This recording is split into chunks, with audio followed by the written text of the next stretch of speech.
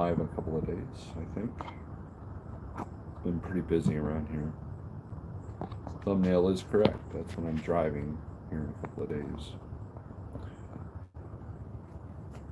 Oh, where I put my phone here? In my pocket.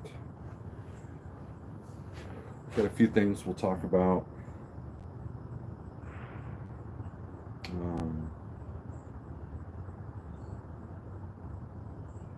Yeah, so everybody's coming in.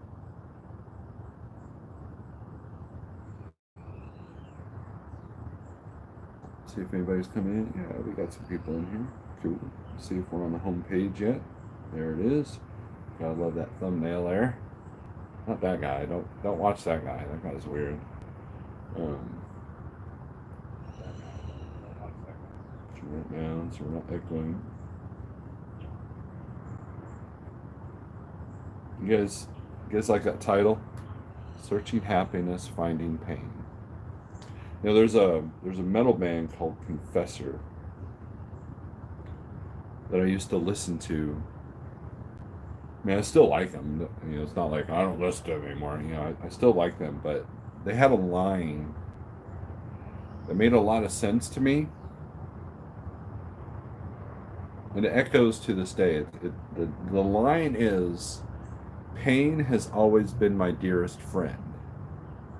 It was always there for me when my dreams crumbled." Depressing, isn't it? Today's morning coffee thoughts have been brought to you by Like Trucking and Snorelord Logistics. No, just kidding.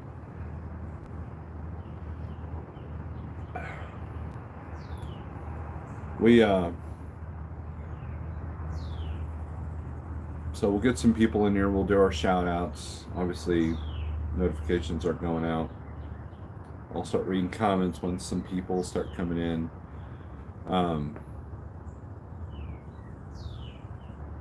I've been in this pattern. I do it in the truck too, but when I'm at home, I have this ritual. So I get up about 4:30, 5 o'clock.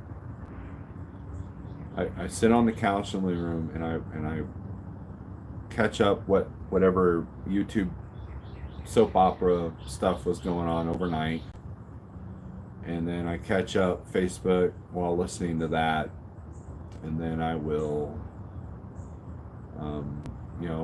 YouTube will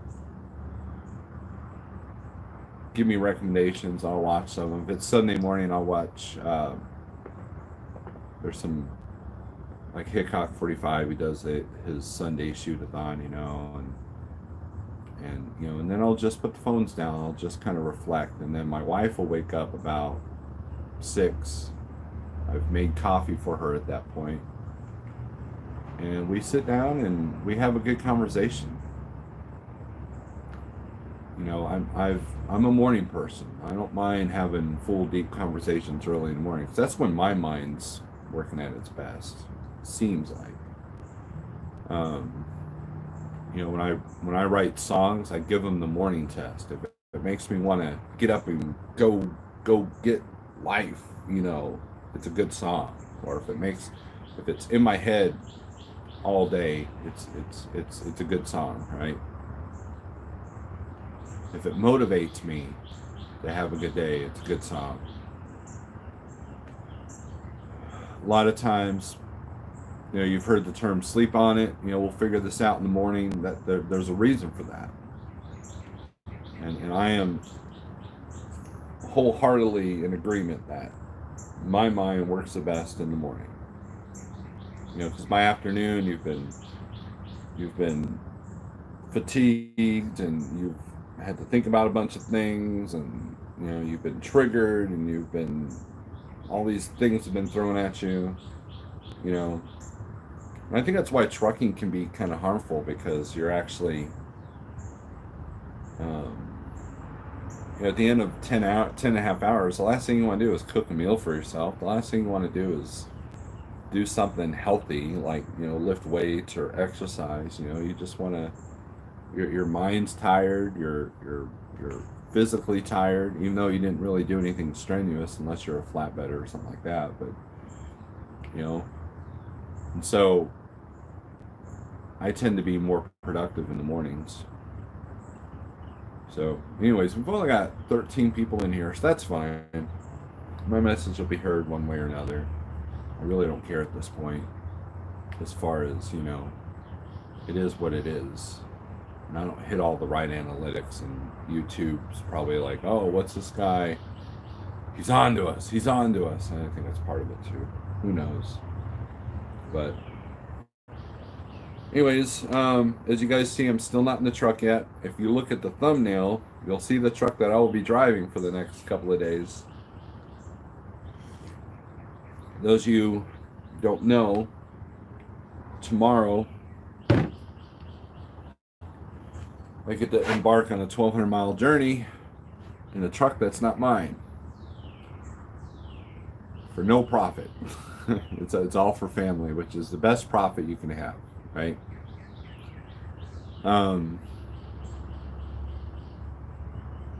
Because family is important. You know, you can have all the fancy cars and all the fancy stuff, but if you don't have family, what good is all that? If you're a rich person and nobody give your riches to, what good are those riches? You can't die with it. It does no good to die with it, right? So to have a sense of community and family, that's important. A lot of people don't realize that. So let's do some shout outs. We got 14 people in here. Don Schonger, Great Freight Sage Logic, Jesse Bennett, Jesse. I don't know why I did that. Nomadic Brit, good morning, Steve, Eric, and all from Snyder's Yard in Charlotte. I've been in there. I was only at the Charlotte OC once, I think, once or twice. Yeah, it was just once because I got to meet my BOA. And yeah, because me and a friend, we went in there. I met my BOA and he met his BOA and SFI rep. Yeah, it's a good place to park in Charlotte. Thomas, hey now. Jonathan Wheeler, Nothing Witty, David Torres, Jeremy Rice. Let's see, Shauna, what's up? Next Gen, good morning. RN, good morning. So let's talk about the title. Searching Happiness, Finding Pain. Does anybody know what happiness is? Tell me what happiness is in the chat. I know there's there's 19 people in here now. Tell me what happiness is to you in the chat. And I'm not going to sit there and say that you're wrong. I'm not doing any of that. I'm not doing that. I just want to point out a few things. What is happiness? Do you know what true happiness is? Thomas Wilson, good morning. My stand is weakening.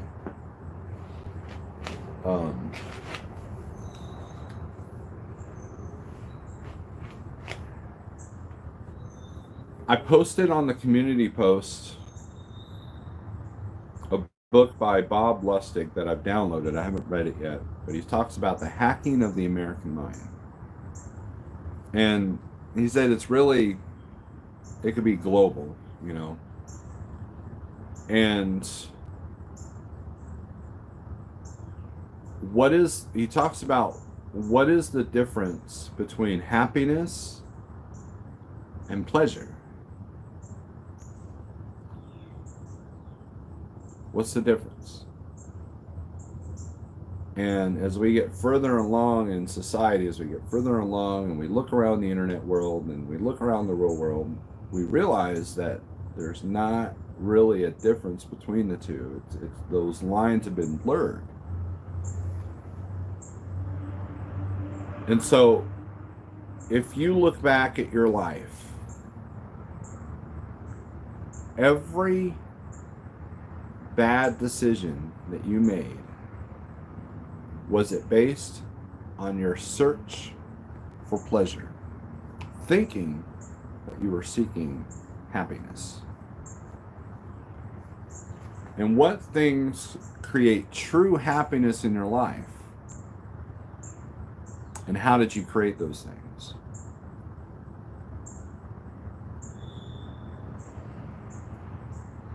Jeremy Rice says family. Nomadic Brit says family and camaraderie. I don't believe in happiness. I believe in being. I believe in enjoying myself. Well, what do you enjoy? All right. What do you enjoy? So, and here's where I'm getting at, okay?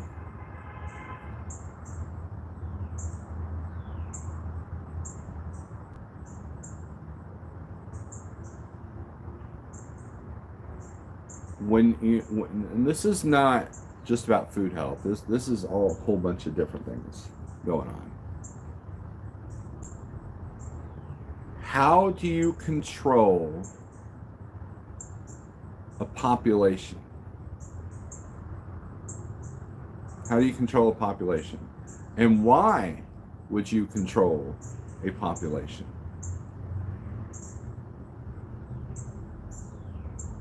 Think about this. And this is some really deep stuff we're getting into, okay? So if you're here for some trucking info, this goes beyond that, okay? If you're here for carnivore info, this goes beyond that. These are just my morning coffee thoughts. Because when you deal with real life situations, life and death situations, you really it puts a lot of things in perspective. Think about it. You see a field full of cows, okay? They're not there for, they're not there as pets. Their job is to eat grass and get fat. That's it, right?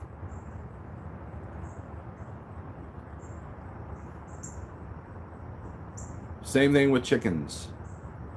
You put them in a their job is to either lay eggs or give fat so they could be eaten.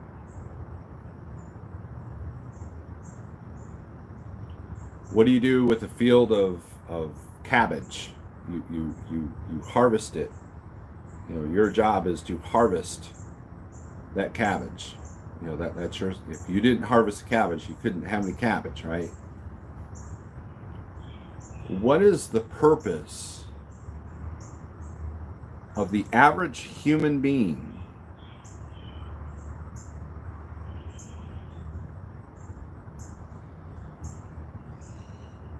to the big corporations? What is our job? To create revenue. How do we create revenue? Well, you can create revenue off of fear. You can create revenue off of pleasure.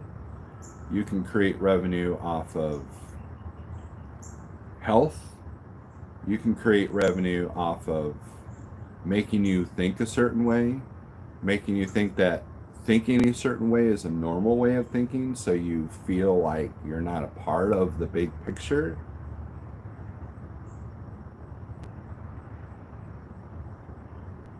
And I'll get to the comments here. I'm seeing some good comments here. Our sole purpose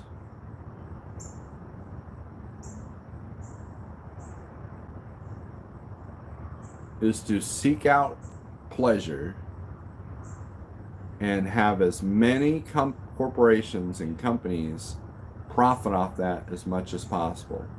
So not only do they capitalize on that, but they create that. They want you to think that the things are a certain way. A drug dealer wants you hooked on heroin. McDonald's wants you hooked on their food. Security places want you hooked on their products, thinking that you can't live without them. To me, that's enslavement. To me, think about, well, why do you work? Well, because I have to pay for my house. Well, But I have to, you know, like if I said, hey, I will put a roof over your head and feed you if you do everything I tell you.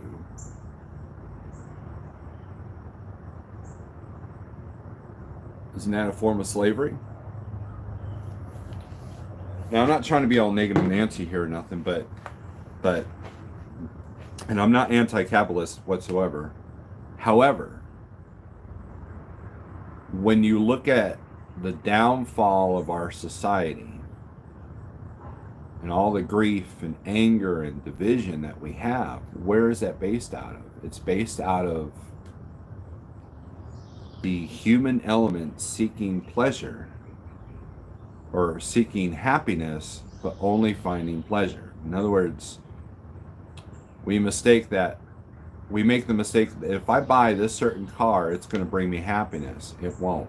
If I eat this donut, this Krispy Kreme donut, it will create happiness, but it doesn't. It feeds dopamine. There's two types of, and that's what this book by Dr. Lustig talks about. There's two things. You got dopamine and you have serotonin.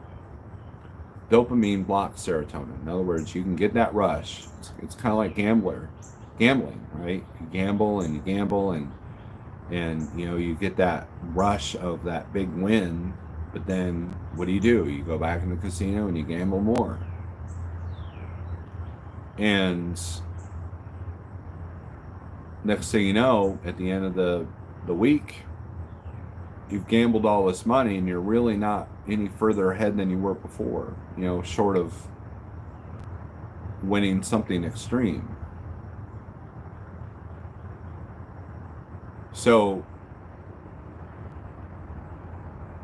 next thing you know, at the end of the week, you're still the same depressed, broke person that you were before.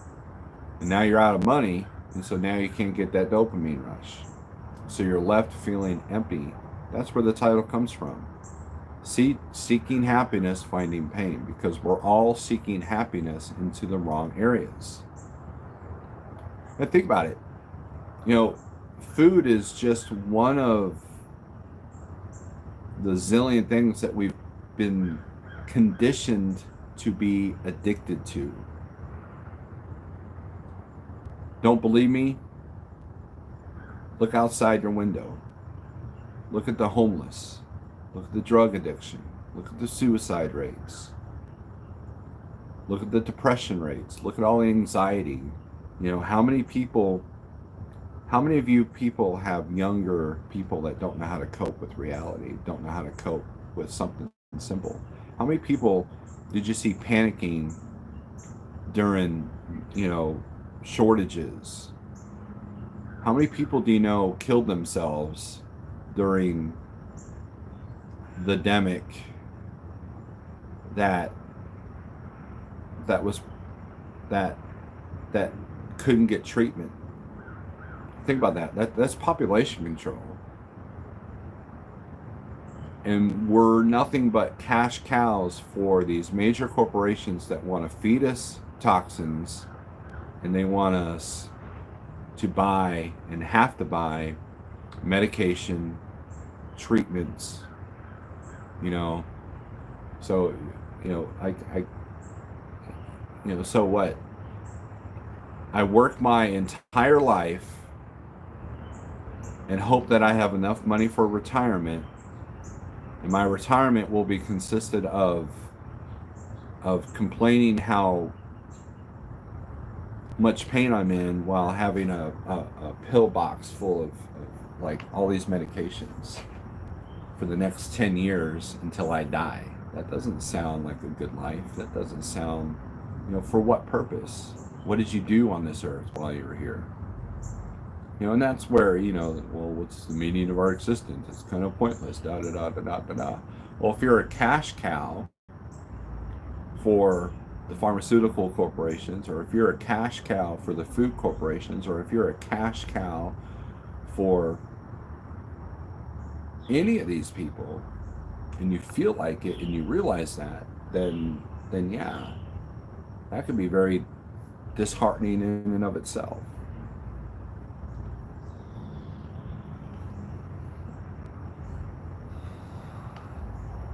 So how many of you can sit by yourself outside or in a room without a phone in your hand and look at your life and say, are you content? Are you happy? How many of you can actually do that? I'm going to guess not very many. And so when I do that, when I look back and I don't have my phones on and I'm just, where do I find contentment? Well, I find contentment with my wife. I find contentment with my kids. And it's not, contentment is not an end game, it's a journey. It's a continuing journey. It's like a river. Sometimes the river dries up a little bit, and sometimes it trickles, and other times it's flowing pretty good. It's the same thing. So last year at this time, we went to,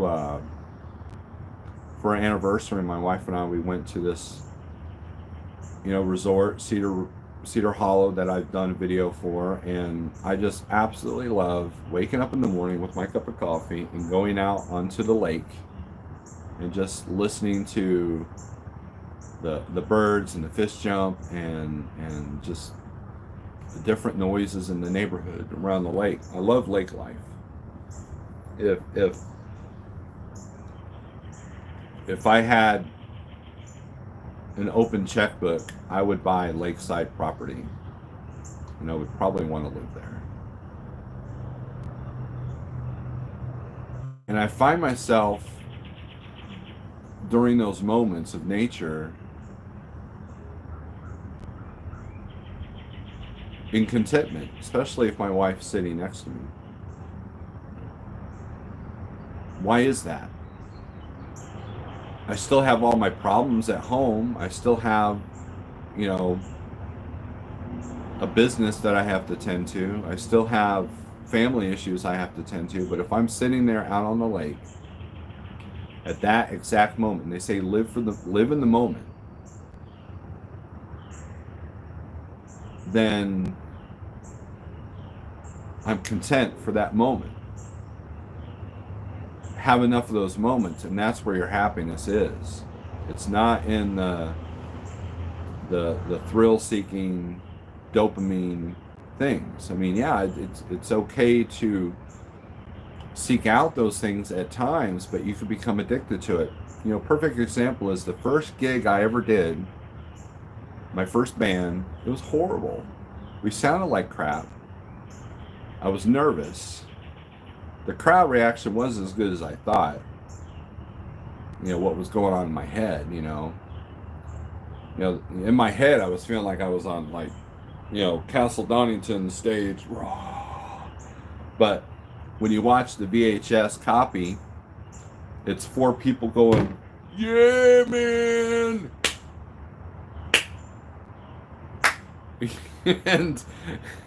But I was addicted to it, to the point that playing out in a band was more important than anything. It was more important than my family. It was more important than my parents. It was more important than my first daughter. It was more important than anything. At the end of the day, what did it bring me? Absolutely nothing but misery. All it did was bring me pain.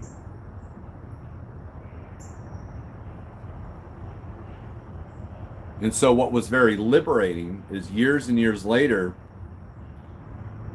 when I realized this, I became an easier person to be in a band with. I was more understanding, because to me it was the band or nothing, No different than when Tracker Marine said it's boats or nothing. Your family's not important to me. Building boats is. It's the same. It was the same concept. What causes that, right? So I find myself, the band started to be more successful the less harder I tried once I changed my mindset. I guess that's a better term, because what happened was now I wasn't addicted to playing out. Now I did it to serve. I wanted to get my message out there. I wanted to get my music out there. It wasn't about serving me. It was about serving the fans. And boom, we started opening up for bigger acts. We started to enjoy live shows. I came home to a family that cared, and I learned how to balance music with family. Sometimes that was difficult, sometimes it wasn't. And to me, that's what truck driving is. It's a matter of balancing making money, enjoying trucking, but also serving my family and their needs, but also serving my family for what their emotional needs are, or having the dad in the life and stuff like that. Money's no good if you can't enjoy it, right? But if you're poor, it gets harder and harder to find contentment because you become enslaved by, poverty is enslavement. How do you break free from that?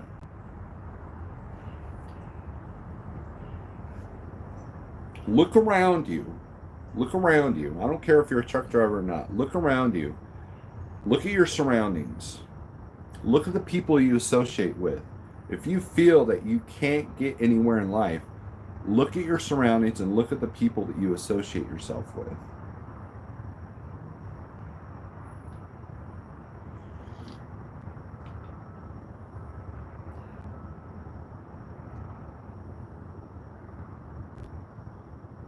And if your eyes are open and you're thinking clearly without the distraction from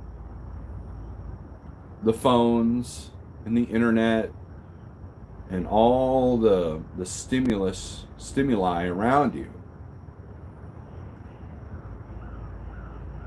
is that where you want to be? And that's kind of what I look at.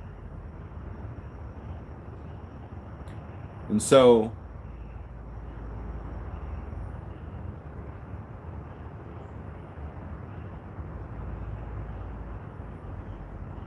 this last month has been hard on me physically and emotionally.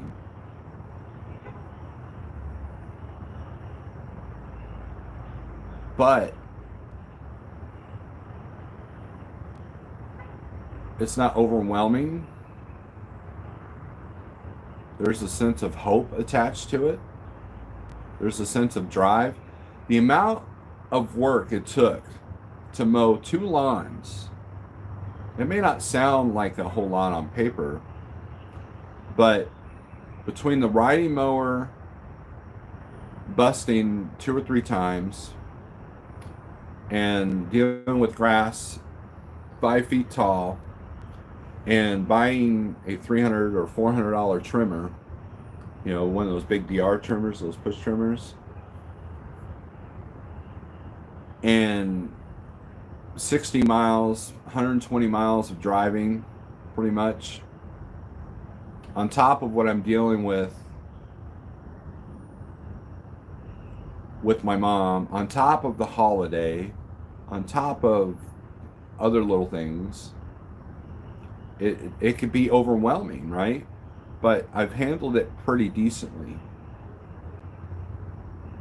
And yes, I am tooting my own horn, but I'm proud of that because it makes me realize that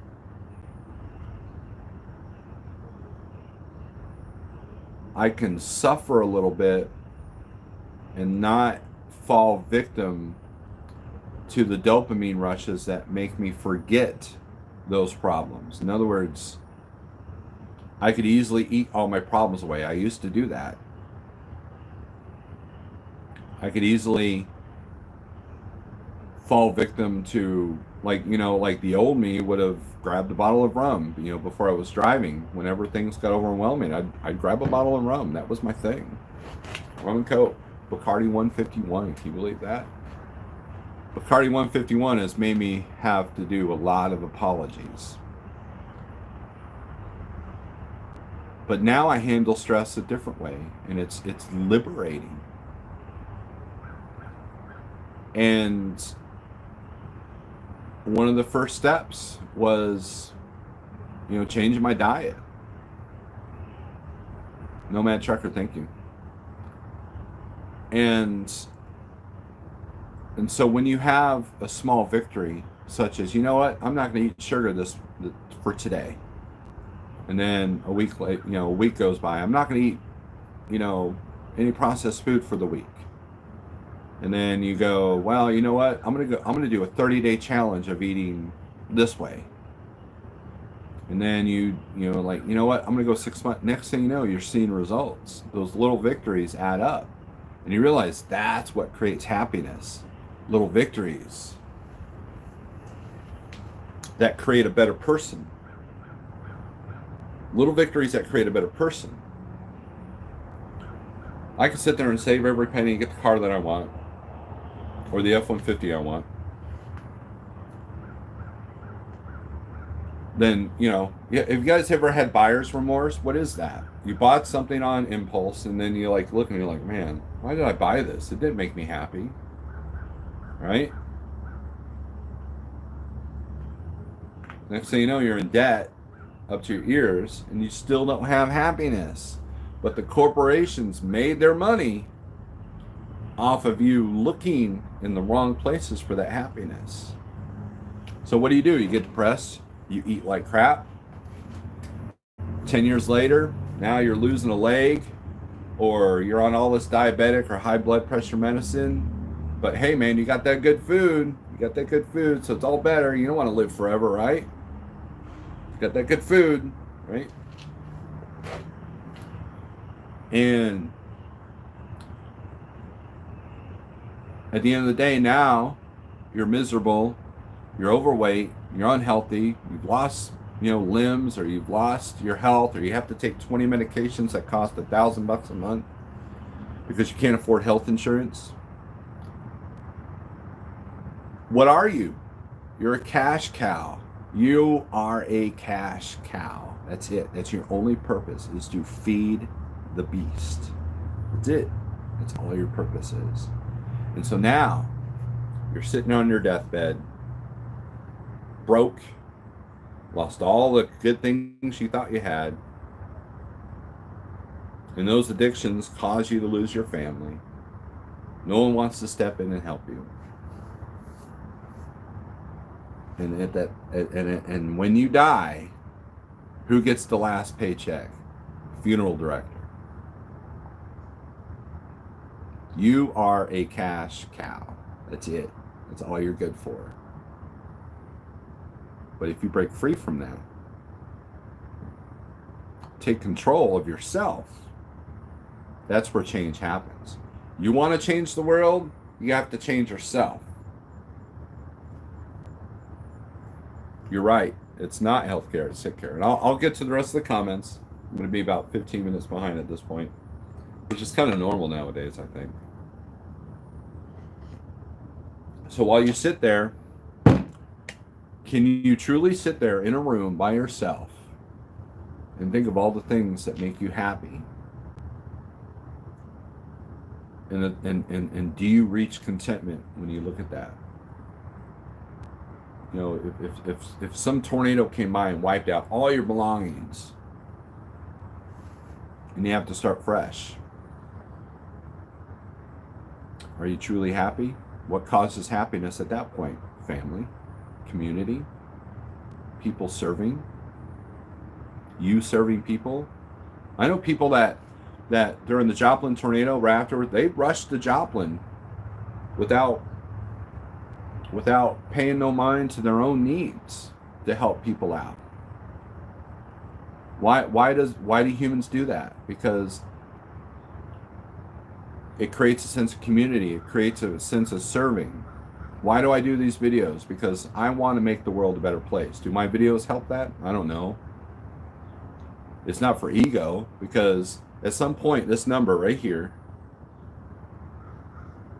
is out of my head. In the beginning, it's kind of, there's 10 people in here or whatever. But when I get in the zone, when I get to talking about something, I look up, the number's up, cool. And, I'm not begging you to hit the thumbs up every 5 minutes, like some of these other YouTubers do, because it's not important to me. Now, it might be important to get my message out there, and that's how you do it. That's a good way to I've heard people do that, get our message out by giving the thumbs up, which is true. That's what YouTube likes, the analytics. But I wrote music for myself, but once I started writing music for others, also, my music got better. My production got better. My playing got better. And naturally, things got better. You know, the band started getting bigger shows and we started having bigger success. Next thing you know, I walk into a room and get respect without demanding it. And that's true power, people. That's true power. You want to be addicted to power? Go into a room and see if you're respected without asking for it, without demanding it. If you walk into a room with confidence, it doesn't matter if you get respect or not. People, you know, if you're always honorable, you don't have to worry about anybody offending your honor, right? So, let's go with some comments here. We're way behind. I'm sorry.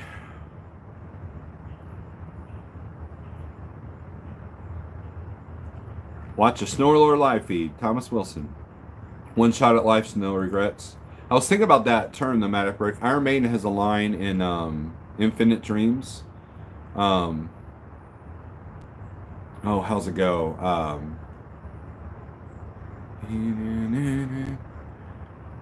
Get another chance, another try, you know, and so there's some people who believe that you do get another chance, you do get another try, but you need to believe that you don't get another chance because you make the most of what you have today.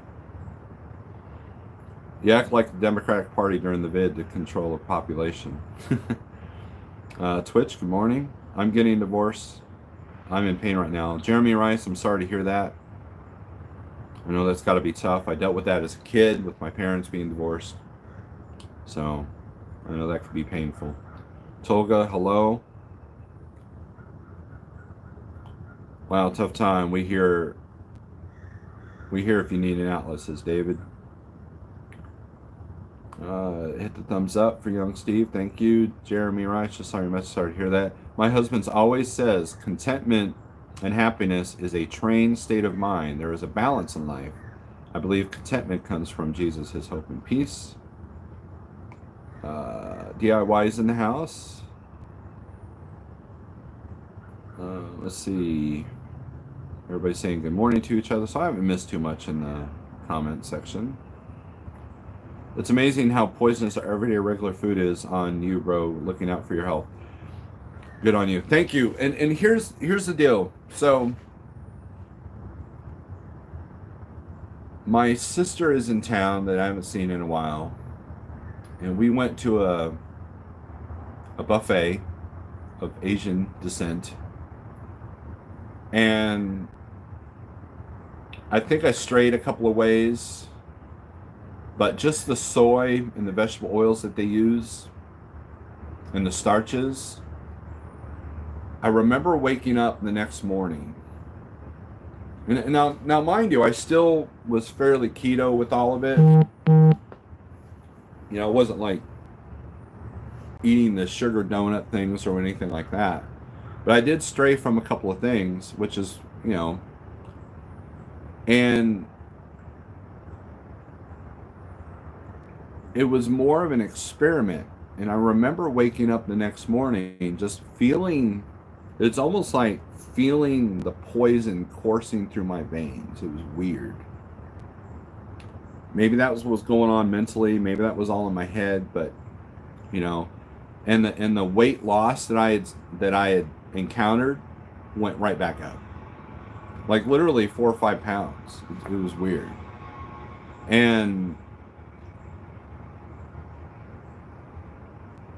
But because I've broken free from the addiction to that, I haven't craved it since. I don't crave it at all, to the point that I'm now, you know, I'm going on a road trip that's going to take about a week and a half to deal with almost no home cooked meals at all, or the ability to cook my own meals, because I will not be in my truck. in my truck, I can control what I eat. So I will be a slave to whatever places are coming along in my route. That's going to be tough.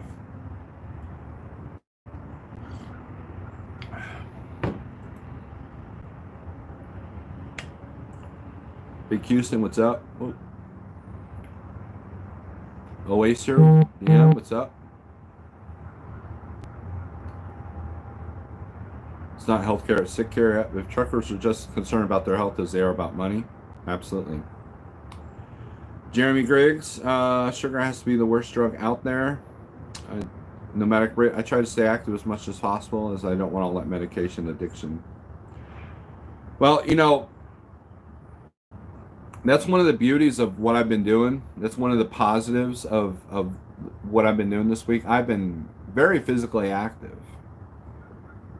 I've loaded so much furniture in and out of places. I got to do it again today. Worked on the lawn. The lawn here at the Springfield house. I wish I could just get rid of all of it.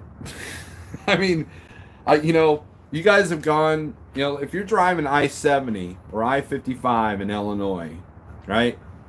And you see these homes with the perfect manicured lawns. There's no shrubbery. They might have a few trees, but there's no shrubbery. There's no poison ivy. There's no massively growing vines that's out of control. I look at those homes, I'm like,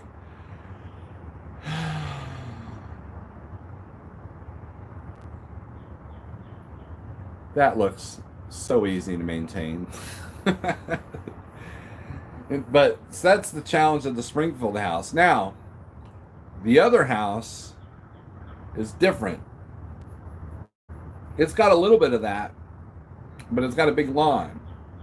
And that's where Steve and his wife see the importance of having a riding mower. And because we don't like debt, we acquired one cheaply, and of course, have been run a whole lot in the last few years, so the belt was having some issues. But other than that, it's running good, knock on wood. But that lawn also presented challenges. And again, if I had a full year and an open checkbook, I think that would solve a lot of problems. But I would enjoy the journey, because that labor would make, because all that labor I had to do, that my wife and I had to do, at the end of the day, it brought happiness. Why? Because it was a sense of accomplishment. It was a sense of victory. Anytime you mow this lawn, it's a sense of victory, because you've fought Mother Nature. And then other times you're looking like, I'm defeated. Just let it grow like crazy and let it look like crap, and that's defeat. That's admitting defeat. So it's a challenge. It's a battle.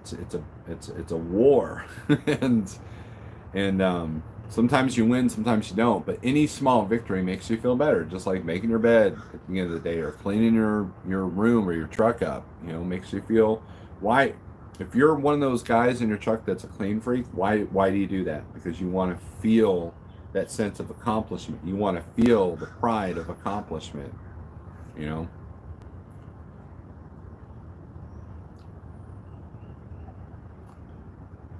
I could see Snorelord playing leader of the resistance in one of these futuristic movies where humanity falling apart. Thank you, Twitch. I love that compliment. We just watched Terminator the other day. And I had to kind of explain it to the youngins, the whole situation, because there are a lot of things that didn't make sense to them, which I don't blame them. Time travel movies are kind of a tricky area to deal with. I was always told by poor people that money does not buy happiness. I'm glad I did not listen to them. I like having money. Look, Ratman Roden once told me, he goes, look, people say that money can't buy happiness. He goes, I believe that it can help. And that's the thing. What's your intent behind the money? You could be the richest person in the world, and if you don't have good intentions, it's all about feeding pleasure, feeding the dopamine, you're never going to find happiness. But if your intentions are good, if you give yourself a sense of purpose, that's where the dopamine comes in, and that's where, my wife and I have always talked, what would we do if we became like millionaires overnight, because of the lottery or something? What would we do? Well, number one, we have, I'm not going to list everything, but we have a list of things that would help a lot of people in a lot of areas. I'm not saying, I'd buy myself a Ferrari, or I'd buy myself a big yacht, none of that. I might buy one of those awesome piece of property that takes no lawn maintenance whatsoever, or pay somebody for the lawn maintenance. That's one of the things I would do. I'd call the best, land clearing service and say, burn it all down. I would pay for that. But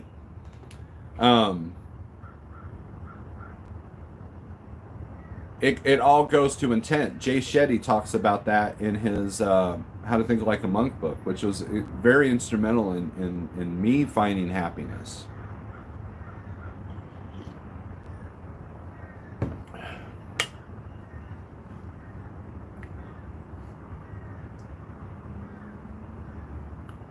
But money so they're both right. Money can't buy happiness, but it could sure help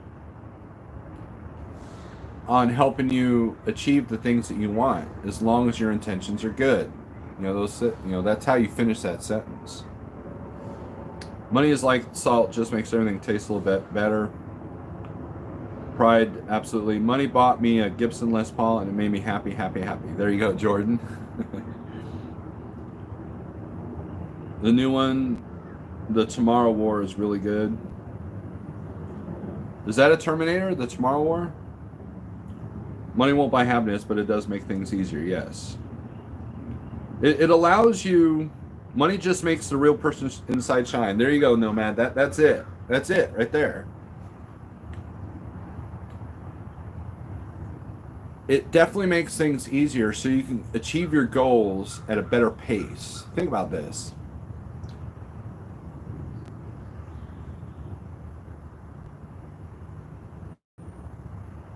Let's say you have a goal to open a homeless shelter, okay? Let's say that your intentions are good too. Well, wouldn't your intentions be good, Steve, to open a homeless shelter? No, not if you're going to use them for cheap labor and take advantage of them in different ways. And there are people that do that. No, what I'm talking about is, let's say you intend on doing good and want to open a homeless shelter in your area, right? If someone handed you a check for, I don't know, $80,000, that could be easier done. But if no one's willing to write you a check and you got a work ethic, it just takes longer to get there. So money helps in that regard, because now it accelerates your abilities to go for the things that you want to really do. You want to buy a Lamborghini? You could start saving so much money from age 16, and then maybe at age whatever, you'd have enough money from that Lamborghini, right? If someone bought you a Lamborghini or gave you half the money for it, it accelerates the ability to buy that Lamborghini, as long as you understand that the Lamborghini is not going to bring happiness. And that's where people get confused. Money equals freedom and great health care. How can that not make you happy? But we don't have health care.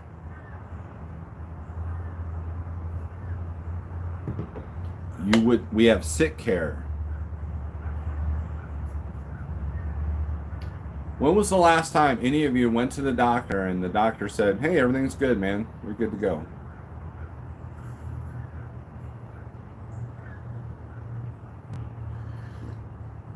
You could rack up a whole bunch of hospital bills and file bankruptcy. You're good to go.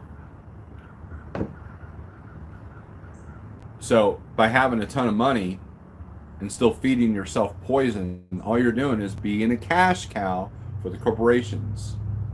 That's it. If I take $1 million, if I win $1 million, and I take some of that money and I open a homeless shelter, but I don't just treat it, I try to find the root of what created these people to become homeless and create treatments for those people. I'm not a cash cow to anybody. I'm serving with that money. If I win $1 million and the first thing I do is go out and buy a Lamborghini or a Ferrari or, you know, some other fancy car that I'll never afford, and I buy the coolest, greatest home, and I'm still depressed because I can't figure out what makes me happy, but I've spent a lot of money. What was I? I was a cash cow. I know a couple of people that have money that still work because it makes them happy. It makes them feel like they have a purpose.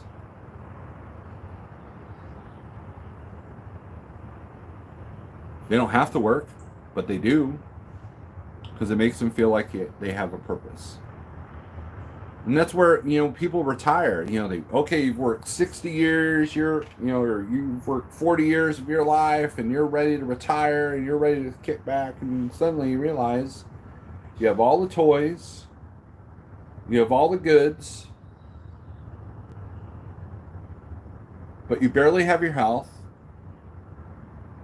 and you have no purpose now. You have no sense of purpose. But they'll keep you alive long enough so they can make more money off of you. See how that works? You ever seen the documentaries from winning the lottery? It never ends good. Yeah, I mean, that money, again, it depends on the person that wins that money. And the majority of people that buy massive amounts of lottery tickets to up their odds aren't really good with money. Every now and then I'll spend $1. I probably spend about $5 a year on lottery tickets. Last time I went to the doctor, he asked, "What meds are you taking?" I said none, and he was shocked. Just ate 6 Happy Meals, still depressed. Oh, I can coach. Healthcare shouldn't be based on what you make annually. So what if you make $100 or $1 million? What is your life choices? What are you actually doing better? Are you eating junk? Right, Nomad. Ogar says Jeff is one of them. What is Jeff? That's the problem with being behind on comments. Fastest way to croak early is to just sit around in retirement, right? Little Viking, where the toy's not fun. Truth about truck and wife. Good morning. You can file bankruptcy on your hospital bills, yet you can't do it on a student loan. Gotta love America. What is debt? Debt is the currency of slaves. If you're having to spend thousands of dollars a month with or without health care, without insurance, what are you? You're a slave. I know people that have to keep their jobs simply for the medical insurance, health insurance. It's slavery. Oh, Jeff doesn't. No, Jeff works. That's look.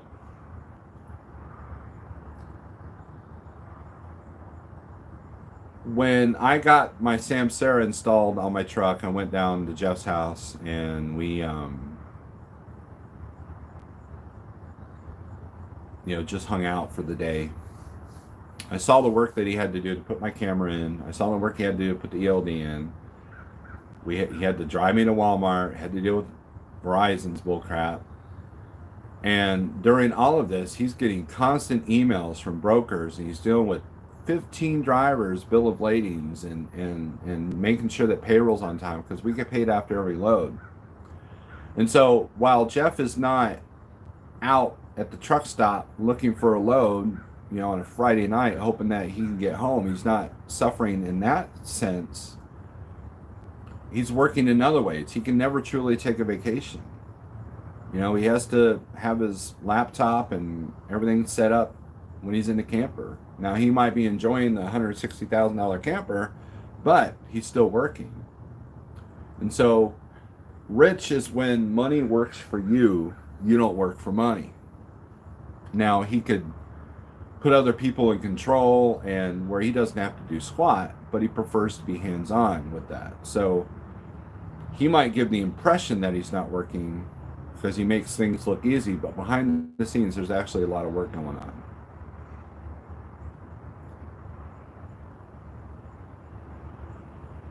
I disagree. Going to the casino and dropping C notes is great therapy, Steve. Yeah, but Thomas Wilson, here's the thing with that. When it comes down to it, what makes you happy? Helping somebody like, I've seen how you've helped YouTubers, right? I've seen how you help friends. That makes you happy as well, right? That helps you find happiness. There's a sense of community, right? You've helped me. What's more rewarding? The quick hit of pleasure, or helping someone with those winnings, helping someone with the things that you have together? That's where I'm getting at.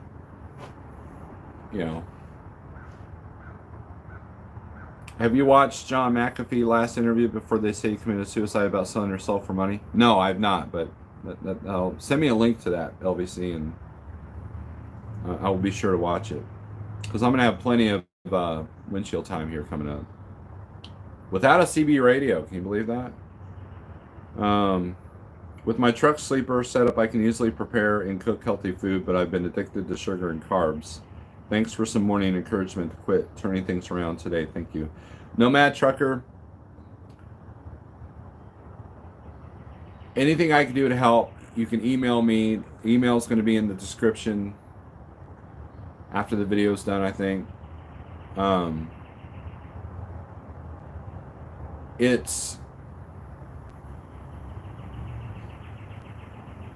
There's a true physical addiction.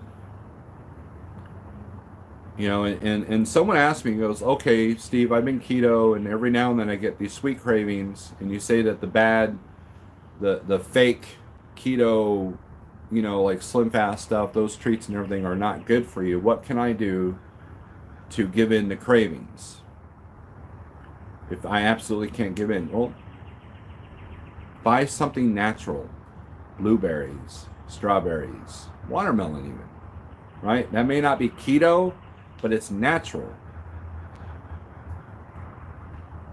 That will help. And guys, when you go like a year or 2 years without sugar, for the most part, watermelon tastes like candy.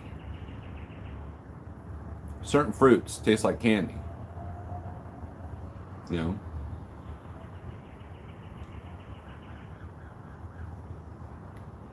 And is it really a cheat if it's all natural? So there's that.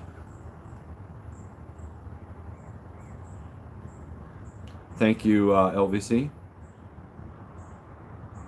Oh, the Trucker James Best is in the house. It's all about me. Forget about the other guy, what they teach. Scott SRO is in the house. Love versus money, pick one. Good morning, James, sir. How are you? Thomas Wilson talking to James Best. So I will be in your area today delivering at Ava, and then I pick up a load in Springfield. Chucky, text me where you're picking up at. I might have a free moment to hang out.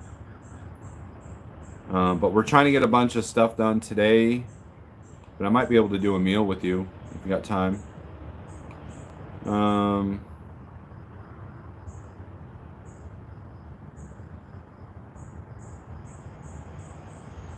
Grafton's in the house. What's up? So, basically, are the things that you're trying to find happiness, are you slave to it? So Thomas Wilson brought up gambling. Thomas Wilson, are you addicted to gambling? Does that bring you happiness? Or is it something you just do on occasion and it brings joy, which is fine, but it's not bringing contentment?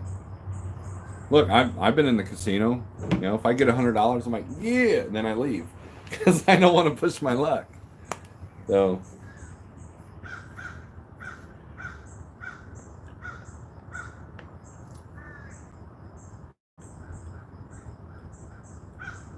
Look, life is a journey. Contentment is a journey. And if you can honestly sit in a room or sit outside by yourself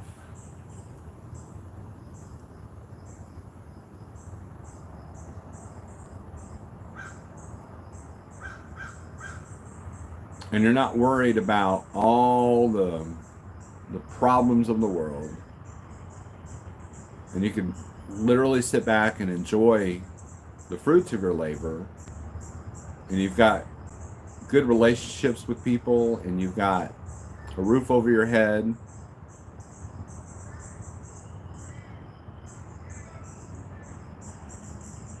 that might be contentment. But I know a lot of people are suffering right now,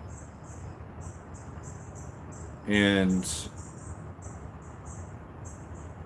breaking free from addictions such as food, drugs, alcohol, whatever. You know, you have to know the difference between pleasure and happiness. There's a difference. One uses dopamine, the other uses serotonin. I will admit, I like my coffee. Can I go a week without it? Probably. Might even do that. I might even do a challenge.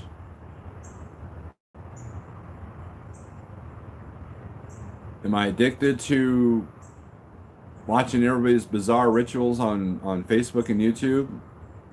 Yeah. You know, when we go on the Cedar Hollow and there's no signal, all I can do is phone and text. You know, after a while, you kind of get over that. Well, you know, I can't look at Facebook, can't look at YouTube. I can get the notifications, so I know there's stuff going on. That's even more torture. But out of sight, out of mind, you know.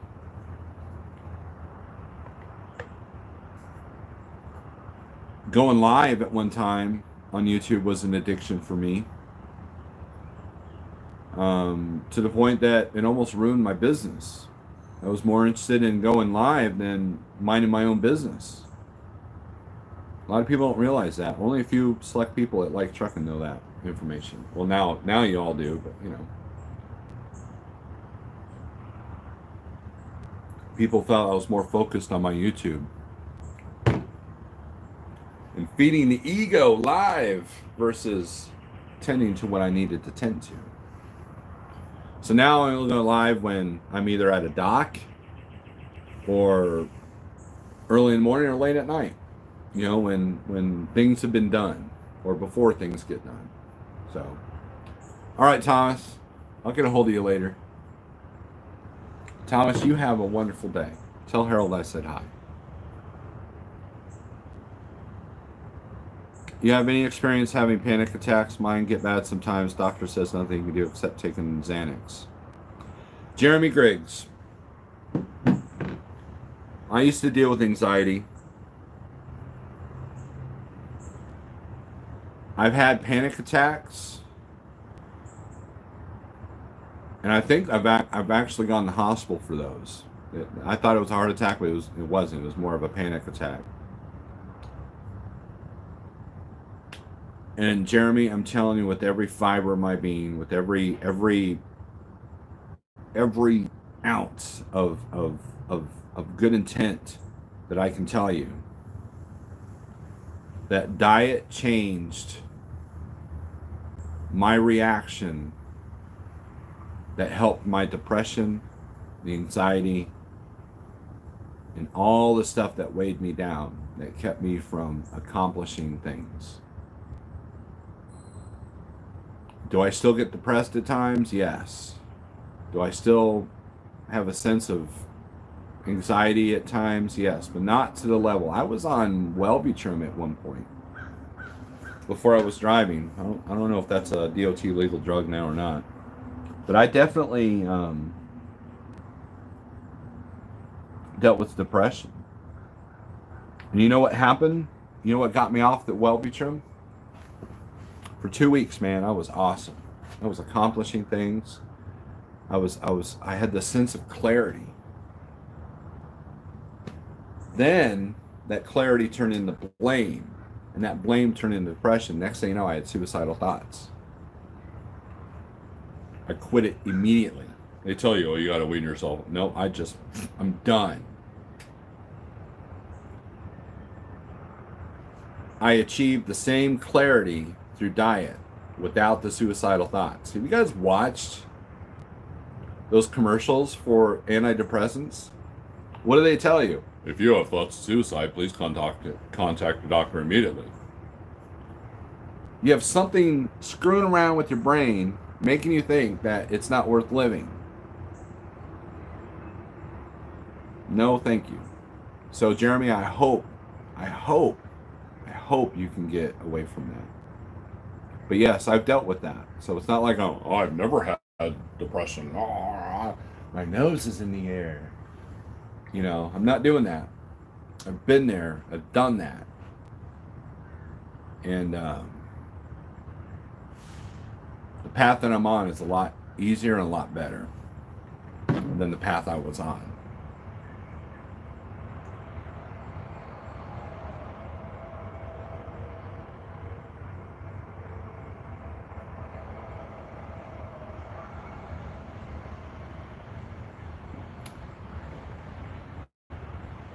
And that's why I do these videos. That's why I don't really do a whole lot of, I haven't done a vlog like with the GoPro in forever. I was thinking about bringing the GoPro with me as I go up to New York, but I don't know, it's kind of a personal time for me right now. But I will have some stuff on Instagram probably of just dealing with certain things, you know. And nose up, pinky out. Yeah. Isn't that? Yes.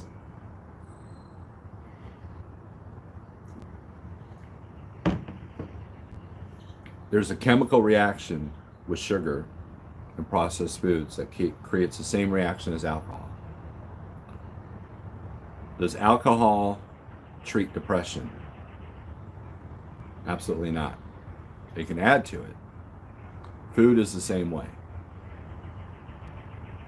Processed food is poison.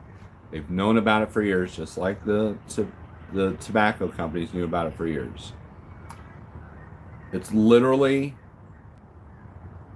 population control for cash cows. That's what you are. Because even if you're broke, even if you're poor, even if you're on welfare, they still get the money from your health care, your sick care.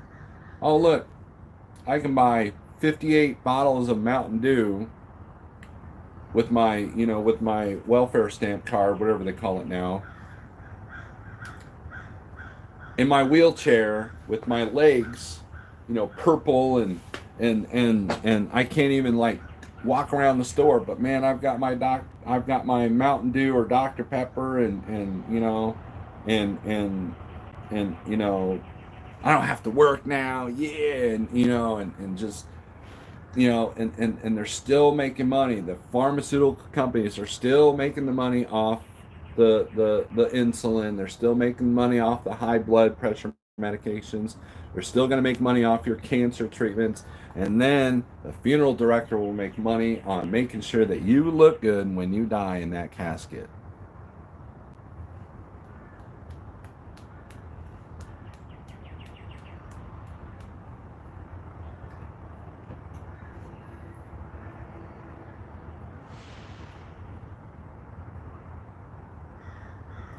Tolga, I wholeheartedly believe everything you just said.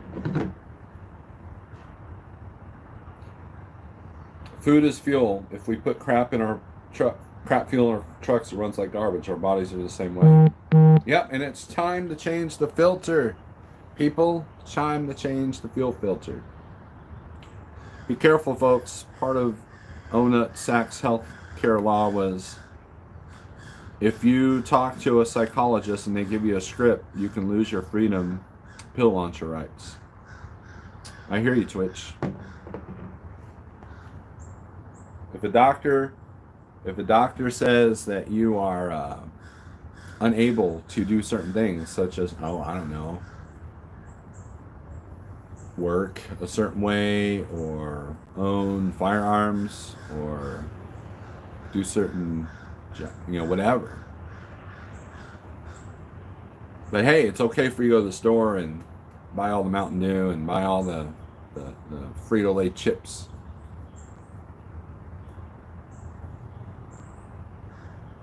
Yeah, just dropping the soda, Pat. Just dropping the soda, man.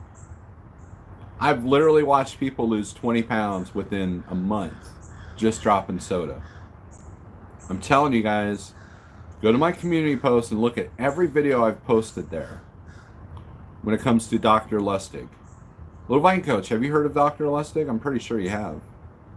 Big Rick CEO, what's up? Hope all is well in your world, especially with what we were talking about yesterday. I hope everything's good. Can't wait to see you on the other side of this. Yikes, just popped in to say hello, but now I think I'm going to grab some deep fried Twinkies, a large Mountain Dew, and a short rope.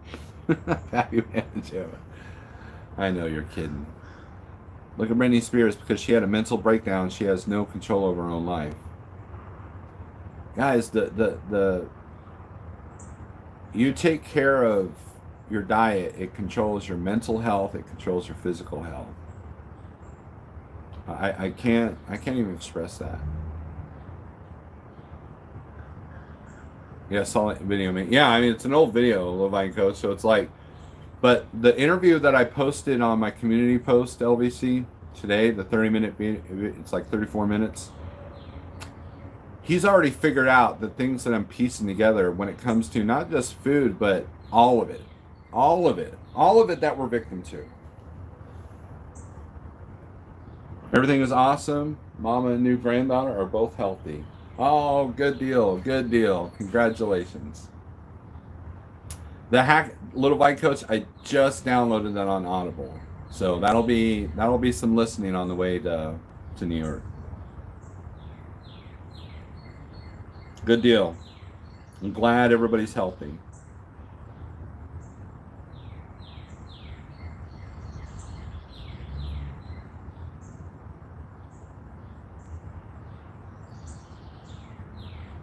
I need to drop rice and beans, Ogar. Yeah, rice is tough, man. I like rice. I love white rice.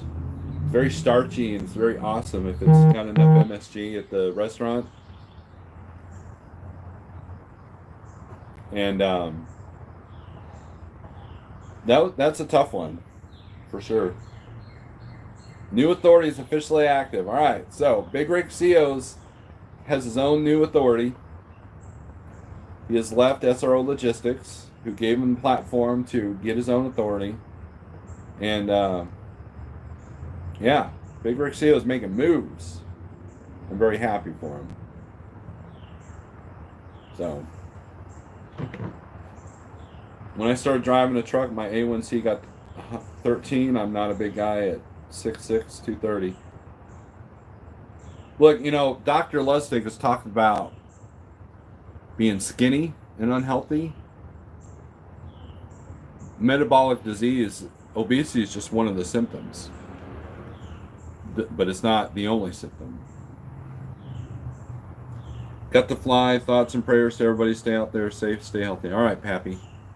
You have yourself a good day. So yeah, congrats to Big Rick CEO for two accomplishments this week. He's so good at keeping secrets, isn't he? Like, we had no idea they had a granddaughter on the way. None whatsoever. He's so good at keeping secrets. And then the authority thing he didn't really put out there, so I'm glad he's putting it out there now because I've had to stay quiet,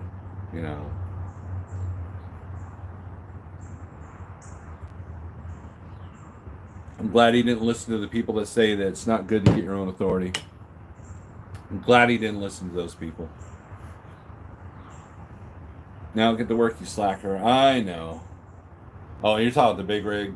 Look, I wish I was in the big truck. I wish I was using my truck to do this move, but the cards weren't in it for me. Oh, no, I still got to put new steers on my truck. So anyways, guys, we've been at this for over an hour. I got things to do today, and it's going to involve physical lifting and some dirt, some fire. It's going to involve fire, I think. And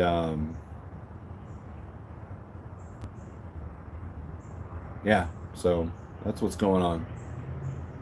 Julia Ross is a colleague of Robert Lustig. She has talks on YouTube in a book called The Mood Cure. Wow, okay. Eating big portions, what the problem is. No, it's not portions. I can eat 3,000 calories of meat in a day and still lose weight. Calorie is not a calorie, Ogar. Okay, Ogar, let's talk about that for a second, okay? What makes people eat bigger portions?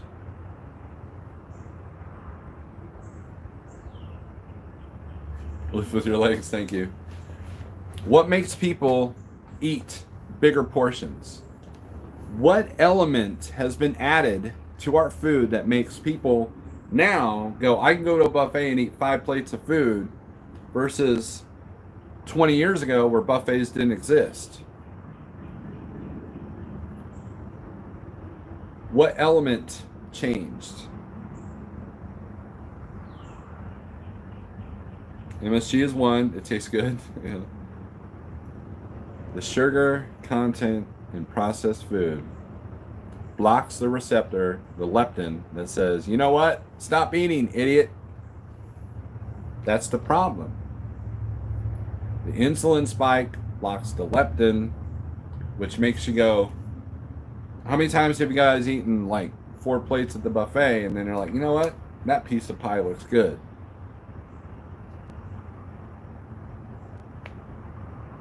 It's addiction, folks. It's on purpose, and it's meant to control you. Don't let them control you anymore.